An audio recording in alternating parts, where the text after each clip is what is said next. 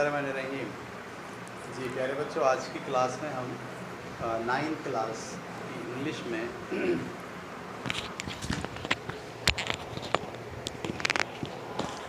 बिस्मिल्लाहिर्रहमानिर्रहीम 9th class की English की चौथा चैप्टर हमने पढ़ लिया था। अब हम इसकी एक्सरसाइज करने जा रहे हैं। ठीक है, पेज नंबर 22 निकाल लीजिए सारे स्टूडेंट्स। और 22 के अंदर हम सबसे पहला सवाल कर रहे हैं, टेक्सचुअल स्टडी। उसका जो नाम है वो क्या है? Textual study. जी मेरे साथ हैं आप लोग, बुक निकाल लिया आपने? जी पहला सवाल लिखा है, look up the meaning of the following words in your dictionary. इन अल्फाज के मायने अपनी डिक्शनरी में देखिए। ठीक है, और इनके मायने लिखिए। तो अब आपको क्या करना है, आपको अपने मोबाइल की डिक्शनरी यूज़ करनी है या आपको जो मैनुअल डिक्शनरी होती है, ठीक है, डिक्शनरी ऐसे किताब होती है एक डिक्शनरी की, ये आप ख़रीद लीजिए।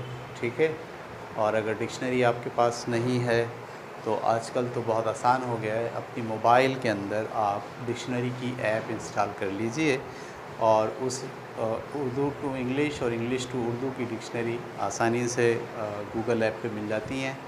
और उस एप्लीकेशन को इस्तेमाल करते हुए आपको ये वाले सवालात को हल करना है और कापी में इसको लिखना है। ठीक है, तो आप ऐसे लिखेंगे, ऊपर लिखेंगे वर्ड्स, ठीक है, और इसके साथ लिखेंगे मीनिंग।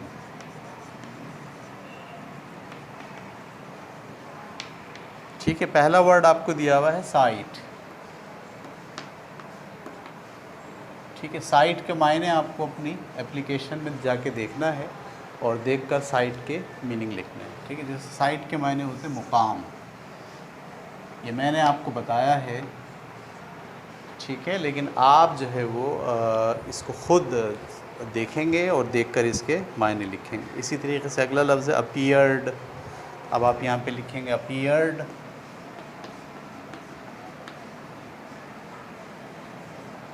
और यहाँ इसके मायने लिखेंगे। अपीयर्ड के मायने होते हैं ज़ाहिर होना। एक चीज़ का ख्याल रखें, जब आप अपनी ऐप के अंदर या डिक्शनरी के अंदर जब आप मायने तलाश कर रहे होते हैं तो ये जो सेकंड फॉर्म होती है, ठीक है, ये सेकंड फॉर्म के मायने ना तो आपको डिक्शनरी बताती है और ना ही आपको आपकी मोबाइल ऐप बताती है। तो अगर कोई ऐसा लफ्ज़ आ जाए जिसके अंदर सेकंड फॉर्म मौजूद हो तो आप इस सेकंड फॉर्म की ईडी को हटाकर सिर्फ अपीयर को तलाश करेंगे। ठीक है, अपीयर के मायने आपको मिल जाएंगे, उसी की मुनासबत से फिर आप सेकंड फॉर्म बना सकते हैं। ठीक है, अपीयर के बाद है इमेजिन। इमेजिन के मायने क्या होते हैं ये आपको तलाश करना है। मैं भी बता सकता हूँ, आपको लिख सकता हूँ यहाँ सारे, लेकिन मैं ये चाह रहा हूँ कि आपको किसी भी लफ्ज़ के मायने तलाश करने की आदत हो जाए। ठीक है, आजकल तो बहुत आसान हो गया है। पुराने ज़माने में जब हम पढ़ते थे तो बहुत मुश्किल था डिक्शनरी के अंदर जाके अल्फाज के मायने तलाश करना। आजकल तो गूगल ट्रांसलेशन भी है, अगर आप सिर्फ पूरा जुमला भी गूगल ट्रांसलेशन पे रखें तो उसको उर्दू में ट्रांसलेट कर देता है। तो ये आप थोड़ी सी मुशक्क़त करें और सारे अल्फाज के मायने तलाश करें। उसके बाद एक्साइटेड है, फर्टाइल है, ज्वेलरी है, पोट्री है, वेपन्स है, मेटल है, ऑर्गेनाइज है, अर्थक्वाक है, यूरोपियन है। ठीक है, ये सारे वो अल्फाज हैं जिसके मायने आपको इस तरह से अपनी कापी के अंदर वर्ड्स और मीनिंग के हेडिंग डाल के लिखना है। ठीक है, चलें जनाब, अब चलते हैं हम अगले सवाल की जाने। अगला सवाल आपका क्या है? पेज नंबर 22 पर मैं दूसरे सवाल की बात कर रहा हूँ। Use the following words in sentences of your own. अब आपको ये जो नीचे जुमले लफ्ज़ दिए गए हैं इनके सेंटेंसेस लिखने हैं। ठीक है, जैसे पहला लफ्ज़ है, यहाँ पर भी आपको दो हेडिंग डालनी है। एक लिखना है वर्ड, ठीक है, बल्कि आप वर्ड और सेंटेंस की हेडिंग ना डालें, बल्कि लिखिए सेंटेंसेस, ऐसे हेडिंग लगाइए सवाल में, सेंटेंसेस। ठीक है, और अब आप अपनी कॉपी के अंदर पहला लफ्ज़ लिखिए वंडरफुल, WON। DER, वंडर, और FUL, फुल। वंडरफुल लिख के अब आपको यहाँ इसका सेंटेंस लिखना है, ठीक है। सेंटेंस कुछ भी लिख सकते हैं आप जो आपको ध्यान में आए। जैसे वंडरफुल का मतलब होता है बहुत शानदार, बहुत अजीब व गरीब। तो Mohenjodaro is a wonderful site for visit. सही है, बहुत अच्छी साइट है, बहुत वंडरफुल साइट है घूमने फिरने के लिए। इसी तरह से अगला लफ्ज़ है सक्सीडिड। सक्सीडिड के मतलब होता है कामयाब हो जाना। तो इसका जुमला बनाना है आपको, ठीक है। आई सक्सीडिड इन 8th क्लास लास्ट ईयर। इस तरह से आप जुमला बनाए। कैटल का मतलब होता है मवेशी। तो आप यूँ भी लिख सकते हैं कि मोहनजोदड़ो के लोग मवेशी पालते थे। तो the people of Mohenjodaro kept cattle. सही है। उसके बाद डिग का मतलब क्या होता है? खोदना, खुदाई करना। तो ये भी जुमला आप बुक से देख के लिख सकते हैं। उसके बाद है वरी, WORRY, वरी के मायने होते हैं परेशानी, मुश्किल, ठीक है। परेशान होना, जैसे हम कहते हैं ना डोंट वरी। सही है, परेशान मत हो, ये वक्त गुजर जाएगा, this time will be past. तो ये आपको 5 लफ्ज़ के जुमले बनाने हैं। वीडियो को पॉज कीजिए और सबसे पहले ये वाला काम कीजिए, ठीक है। अब हम चल रहे हैं अगले सवाल की तरफ।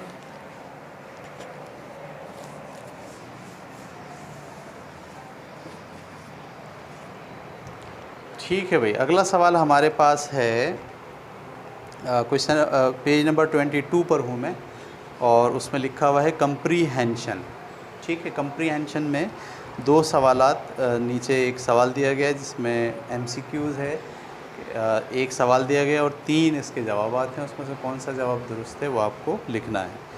Where is Mohenjodaro situated, Mohenjodaro कहाँ वाक़ है? पहला जवाब है it is to the north of Karachi and on the left bank of the river Indus. पहला ये जवाब है। दूसरा it is on the right bank of the river Indus, और तीसरा है इट इज़ इन रूइंस, ठीक है। तो इसके अंदर कौन सा जवाब आपको ज़्यादा बेहतर लग रहा है? It is on the right bank of the river Indus, Karachi में तो नहीं है। दूसरा जवाब इसका दुरुस्त है, ये आपको अपने कापी में लिखना है। फिर इसी के बाद देखिए क्वेश्चन नंबर 2 है। क्वेश्चन नंबर 2 में लिखे sir John Marshall. Sir John Marshall के बाद 3 बातें लिखी गई हैं। Brought pieces of old pots to the villagers, sir John Marshall लेकर आए ये बर्तन के टुकड़े गांव वालों के पास। Number 2, looked at the pieces of old pots, उन्होंने बर्तन के टुकड़ों को देखा। Which were brought to him, जो उनके पास लाए गए थे बाय समबडी, कोई लेकर आया था। Was a villager living near Mohenjodaro, या वो कोई गांव वाले थे जो मोहनजोदड़ो के करीब रहते थे। सही है। तो इसमें दूसरा जो है वो सही है, looked at the pieces. Sir John martial looked at the pieces, दूसरा जुमला इसका दुरुस्त है। सर जॉन मार्शल कौन थे? लुक्ड एट द पीसेस, जिन्होंने देखा इन टुकड़ों को, फोल्ड पोर्ट्स, पुराने बर्तनों के। विच वर ब्राउड टू हिम, जो लाए गए उनके पास, बाय समबडी, किसी के ज़रिए, ठीक है। अब हम आ गए तीसरे सवाल के ऊपर। Question number 3, supply the missing words और फ्रेज़। आपको मिसिंग वर्ड्स जो है वो लिखने हैं। पहला है Mohenjodaro is the dash cities in the world. Mohenjodaro is the dash cities of the world. तो क्या लिखेंगे आप? जैसे हमने शुरू में पढ़ा था, Mohenjodaro is the oldest city, one of the oldest city. तो यहाँ लिखेंगे one of the oldest city. सिर्फ ओल्डेस्ट सिटी लिखना सही नहीं है, क्योंकि सिर्फ ओल्डेस्ट सिटी का मतलब होगा कि सबसे पुराना यही शहर है। नहीं, one of the oldest city in the world, ये लिखिए आप, ठीक है। दूसरा, we know from dash the Mohenjodaro was a large rich city. हमें पता चला मोहनजोदड़ो एक बहुत अमीर शहर था। किस बात से पढ़ा? फ्रॉम, वी नो फ्रॉम, किस बात से पता चला कि ये लोग अमीर लोग थे? किस बात से पता चला था कि ये लोग अमीर लोग हैं? वो सफ़र करते थे ना एक जगह से दूसरी जगह। तो we know from travelling we know from, बल्कि कहाँ से हमें पता चलेगा कि वो लोग अमीर लोग थे? या तो मोहरों से पता लगेगा, नहीं मोहरों से तो पता नहीं लगेगा। सही है, वो यकीनन उनकी जो ट्रैवलिंग थी उससे हमें पता चलता है कि वो लोग अमीर लोग थे। तो हम लिखेंगे we know from travelling that Mohenjodaro was a large rich city. नहीं, मेरा ख्याल है ये भी लफ्ज़ सही नहीं है। तो वी नो फ्रॉम आसार क़दीमा जो हमने वहाँ देखे हैं, इसको लिखिए वी नो फ्रॉम रूइंस भी लिख सकते हैं। हमें आसार से पता चला है कि ये एक बड़ा और अमीर शहर था। और रिमेन्स भी लिख सकते हैं, जो बाकी रह जाने वाली चीज़ें हैं, बाक़ियात।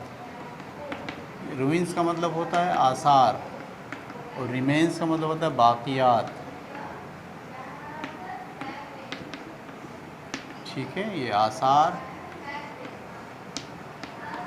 और ये बाक़ियात। तो आप इन दोनों में से कोई एक लफ्ज़ जो है वो चुन के लिख सकते हैं। ठीक है, चलिए ये हो गया तीसरे सवाल का पहला मिसिंग वर्ड। उसके बाद दूसरा मिसिंग वर्ड। तीसरा, dash these objects had pictures on them. Dash these objects had pictures on them. ठीक है, तीसरे में आप क्या लिखेंगे? These objects had pictures on them. तो some of these objects, ये हम लिखेंगे some of these objects। In objects में से कुछ पर तस्वीरें मौजूद। ठीक है, तो तीसरे में आपको क्या लिखना है? some of these objects। ठीक है, अब हम आगे पेज नंबर 23 पर, और पेज नंबर 23 के ऊपर चौथा हमारा सवाल है, sir John Marshall dash in history in very old buildings and in old things like the pieces of old bricks. Sir John Marshall dash थे हिस्ट्री में। ठीक है, तो हम ये लिख सकते हैं sir John Marshall was expert in history, ये भी लिख सकते हैं। Sir John Marshall was interested in history, ये भी लिख सकते हैं। तो मेरा तो ख्याल ये है कि इसका लिखा जाए expert. Sir John Marshall was expert in history. सही, sir John Marshall was expert, तो यहाँ क्या लिखेंगे आप? Was expert. Sir John Marshall expert थे हिस्ट्री में और ओल्ड बिल्डिंग्स में और पुरानी चीज़ों में, जैसे कि ये पीसेस ऑफ ओल्ड ब्रिक्स हैं। पेज नंबर 23 पर हम मौजूद हैं। पहले आप ये सारा काम मुकम्मिल कीजिए वीडियो रोककर, फिर हम आगे चलते हैं। ठीक है, उसके बाद पेज नंबर 23 पर मैं आ गया हूँ और उस पर लिखा है कंपोजिशन। ठीक है, टॉपिक क्या है आपका? कंपोजिशन। पेज नंबर 23 निकाल कर देखिए, ब्लू कलर से लिखा है यहाँ पर, ये लिखा हुआ है ब्लू कलर से। ठीक है, कंपोजिशन ये हम करने जा रहे हैं। लिखा है right in 5 sentences what you know from the ruins of Mohenjodaro. Mohenjodaro के आसार से जो आपने बातें निकाली हैं उसमें से 5 जुमले आपको लिखने हैं। ठीक है प्यारे बच्चों, 5 जुमले क्या निकालेंगे हम? सबसे पहला जुमला तो ये निकालेंगे कि इस शहर के अंदर जो है वो सीधी सड़कों वाला और साफ़ सुथरी गलियों वाला रोड था। पेज नंबर 19 पर आप देख सकते हैं well built houses, you can imagine how surprise. ठीक है, each house was made of large baked bricks. पहला जुमला तो ये लिख सकते हैं, हर मकान बहुत पक्की हुई ईंटों से मिलकर बना था। ठीक है, और had a bathroom and servant quarters close by. उसमें करीब ही जो है वो बाथरूम भी थे। और इस तरह से आप अपने मर्ज़ी से 5 वो जुमले जो आप समझते हैं कि आपको इस मोहनजोदड़ो के आसार से पता चली हैं, वो 5 सेंटेंसेस आप बुक में से अपने इंतखाब से लिखेंगे, ठीक है। और इस तरह से लिखेंगे, सेंटेंस नंबर 1 2 3 करके नहीं लिखेंगे, ऐसे नहीं लिखेंगे। बस एक जुमला लिखेंगे, फुल स्टॉप डालेंगे, अगला जुमला लिखेंगे, पैराग्राफ की फॉर्म में लिखेंगे। सही है, आपको ऐसे पैराग्राफ की फॉर्म में 5 सेंटेंसेस लिखने हैं। देखने वाले को 5 अलग अलग नहीं दिखने चाहिए, बल्कि एक पैराग्राफ की फॉर्म में नज़र आना चाहिए, ठीक है। वीडियो रोकिए और वीडियो रोककर ये वाला सवाल भी कर लीजिए। ठीक है जनाब, अब हम आ गए इसके दूसरे सवाल के ऊपर, इसी कंपोजिशन में। डिस्क्राइब योर विलेज और योर स्ट्रीट इन 5 सेंटेंसेस। ठीक है, आप अपने इलाके को और अपने गांव को जहां आप रहते हैं उसे 5 सेंटेंसेस में डिस्क्राइब कीजिए। ठीक है, इसमें मैं आपकी हेल्प कर देता हूं। तो देखिए कि सबसे पहले तो आप इस्तेमाल करेंगे सिचुएटेड, या आप सबसे पहले इस्तेमाल करेंगे लिव। मैं कहाँ रहता हूँ, सही, मैं कहाँ रहता हूँ। आई लिव इन कोरंगी, या आई लिव इन नाज़माबाद, या आई लिव इन शादरा। ठीक है, इस तरह से आपने ये लिखना। अच्छा, वो कहाँ वाक़ है, ठीक है, आपको कोई अहम जगह से उसको करीब बताना है। जैसे the Korangi is situated near the southern sea, यानी जो हमारा जनूबी हिस्सा है समंदर का, उसके बिल्कुल बराबर में है। ऐसे भी आप कह सकते हैं सिचुएटेड कहाँ वाक़ है। अच्छा, और आप इसको यूँ भी कह सकते हैं, अगर आपके इलाके के अंदर जो है वो बहुत मशहूर कोई जगह है तो उस जगह को बयान करके आप बता सकते हैं। जैसे Korangi is situated near defence, ठीक है। कोरंगी इज सिचुएटेड, जो मशहूर कोई इलाका या मशहूर कोई मस्जिद या मशहूर कोई बाज़ार जो बहुत मशहूर हो गया हो, आप अपने इलाके को उसके हवाले से बता सकते हैं कि वो वहाँ पर वाक़ है, ठीक है। अच्छा, इसके बाद आप लफ्ज़ इस्तेमाल करते हैं देयर इज़ और देयर आर। इसको आपको अच्छे तरीके से समझना चाहिए जब भी आप किसी चीज़ के मुकाम को ज़ाहिर करते हैं, ठीक है। आप ये बताना चाहते हैं कि मेरे इलाके में एक बड़ा पार्क है, तो आप इस्तेमाल करते हैं there is a model park in Korangi. Korangi में एक बड़ा मॉडल पार्क है। बिग भी लिख सकते हैं आप, सही। अब इसी के अंदर आप बढ़ा दीजिए वेयर, जहाँ पर पीपल, जहाँ पर लोग जो है वो सैर व तफरी के लिए आते हैं, सही। Where people gather to spend their spare time, spend their evenings, सही है। There people walk in the morning, जहाँ पर लोग सुबह सुबह वॉक करते हैं। तो पहला आपने कहाँ रहते हैं, वो कहाँ वाक़ है, और दूसरा अब आप अपने इलाके के बारे में बताना शुरू हो गए। There is a model park in Korangi. और क्या है आपके इलाके के करीब, हमारे इलाके में एक बड़ी मस्जिद है, आप ये बता सकते हैं। तो आम तौर पर आप, ठीक है, गलियाँ कैसी हैं, सही है। इसके लिए देखिए नीचे इन्होंने लिखा है स्ट्रीट, अपनी गलियों के बारे में बताना है। वाइड, नैरो, चौड़ी हैं या पतली हैं, सही है। तो हम ये लिख सकते हैं streets are very narrow in my area, मेरे इलाके में स्ट्रीट बहुत पतली हैं या तंग हैं। क्लियर या डर्टी, तो my streets are very dirty in my area, ये लिख सकते हैं मेरे इलाके की जो गलियां हैं वो बहुत डर्टी हैं यार, ठीक है। Long, lights, old, new, live, ये सारे लफ्ज़ इस्तेमाल करते हुए, ठीक है, ये जो सारे अल्फाज हैं, इन अल्फाज को इस्तेमाल करते हुए आपको अपने इलाके के बारे में एक पैराग्राफ लिखना है, ठीक है। तो मैं यहाँ रुकता हूँ, आप वीडियो को रोकिए और रोककर इस पैराग्राफ को लिखिए। आज की क्लास हम यहीं तक रोकेंगे। इसमें हमने टेक्स्ट से मुतल्लिक़ा जो एक्सरसाइज थी वो कर डाली है, और इंशाल्लाह अगली क्लास में इसी एक्सरसाइज में कुछ फ्रेजेस हैं या कुछ वर्ड्स हैं जो इंग्लिश में बार बार यूज़ होते हैं, जगह जगह यूज़ होते हैं, अपने अलग अलग मायने और मफ़हूम में इस्तेमाल होते हैं, उनको हम डिटेल से पढ़ेंगे अगली क्लास में। जब तक के लिए आप ये काम मुकम्मल कर लीजिए, ताकि अगली क्लास में आप जब मेरे साथ हों तो पिछला काम आपका मुकम्मल हो चुका हो। ओके, अल्लाह हाफ़िज़।